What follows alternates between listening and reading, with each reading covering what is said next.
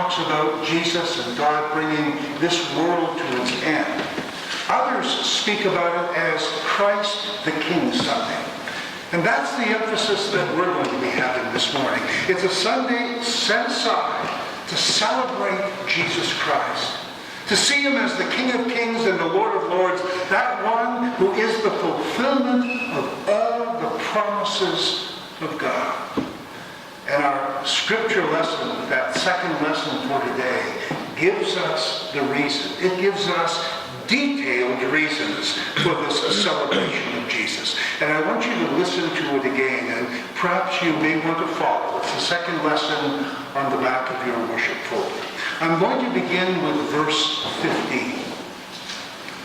He is the image of the invisible God, the firstborn of all creation. For by him all things were created, in heaven and on earth, visible and invisible, whether thrones or dominions or rulers or authorities. All things were created through him and for him. And he is above all things, and in him all things hold together. And he is the head of the body, the church. He is the beginning, the firstborn from the dead, that in everything he might be preeminent. For in him all the fullness of God was pleased to dwell, and through him to reconcile to himself all things, whether on earth or in heaven, making peace by the blood of his cross. And then back up to verse 13 again. He has delivered us from the dominion of darkness and transferred us to the kingdom of his beloved Son, in whom we have redemption, the forgiveness of sins. It's almost as if someone asked St. Paul, who is this Jesus? And St. Paul begins by saying, he's the image of the invisible God. Who is this Jesus? He's God himself, come down in human form. He is, as the Old Testament proclaimed, Emmanuel, God with us. He is, as St. John says, the Word made flesh. And in him, all the fullness of God was pleased to dwell.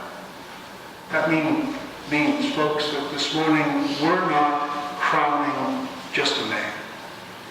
We're not even worshiping a Superman. Rather, we are worshiping and adoring the eternal God, who in a love beyond our human understanding took on our humanness so that we could see him, and so that we could know him, and so that we could love him. He's the invisible God made visible to us.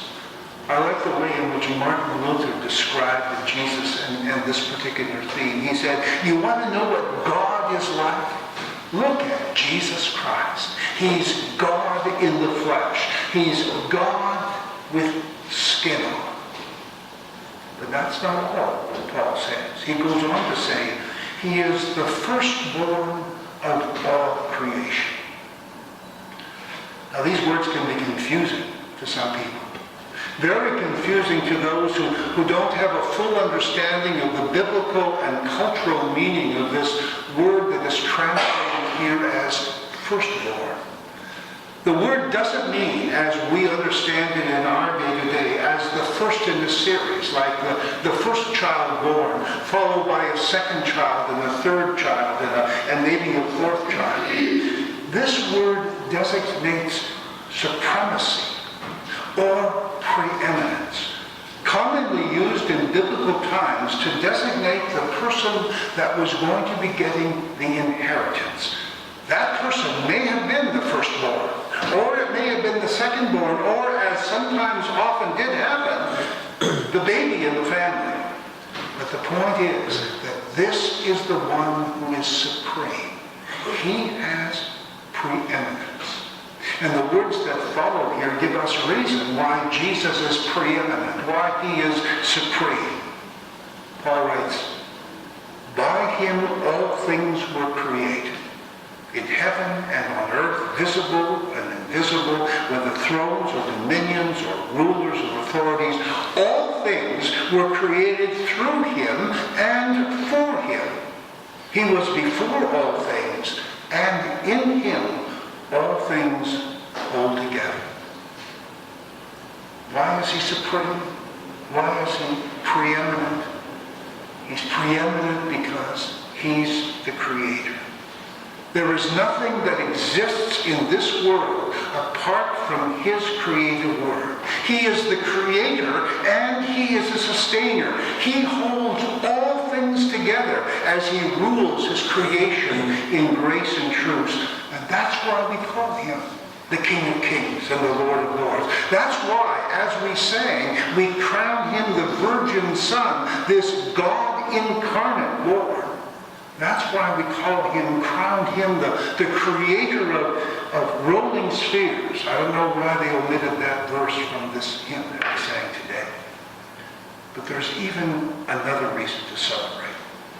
He's supreme because he is the creator of the cosmos. He is also supreme because he is the creator of the church.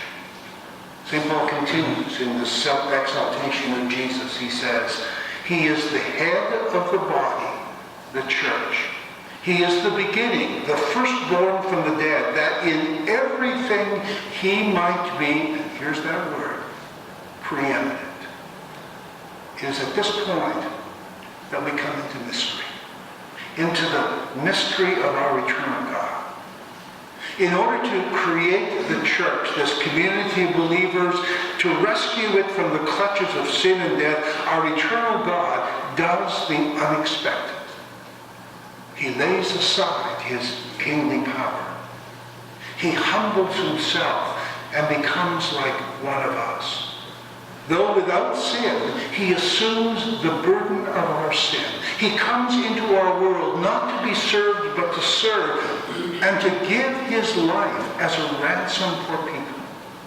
He comes, as St. Paul says here, to reconcile to himself all things, whether on earth or in heaven, making peace by the blood of his Lamb.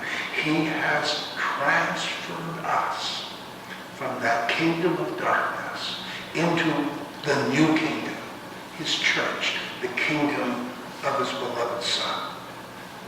And how strangely beautiful is that gospel reading that we read this morning. It pictures Jesus at the center of his kingly mission. And where is he? He's suspended between heaven and earth. He's bearing the sin of every person. He's taking the very judgment that you and I and the whole world deserves. And he offers to us forgiveness, life, and eternal life. And then, with the mission completed, he rises from death. He assumes his kingly power all over again, now to sit at the right hand of the Father. And he sends his Spirit. He sends his Spirit into the world to create his church, this new humanity, through the sharing and the proclaiming of the gospel. And isn't it a blessing that by God's grace, you've heard that gospel message?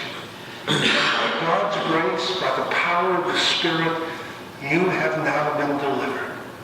Delivered from that kingdom of darkness and its eternity apart from God, and transferred into the kingdom of his beloved Son. You've been incorporated into his body through your baptism, and you've been enabled by the Spirit of God to say, Jesus is Lord. He's my Lord. Jesus is the Lord of the church. Jesus is the Lord of my life. Jesus is the King of Kings and the Lord of Lords. Crown him with many crowns, we sing. Behold his hands and his side. Crown him the Lord of life, we sing, because he's triumphed o'er the grave. He's twice created. He's the creator of the cosmos, and he's the creator of his church. And twice created am I.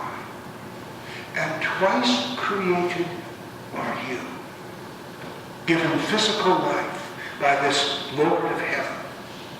And given eternal life through this creator of the church. So on this Christ the King Sunday, we've got double reason to crown him. This one enthroned in worlds above. We crown him, for he is the King of all. Let's rise as we now join in singing this last verse of the King's Crown hymn.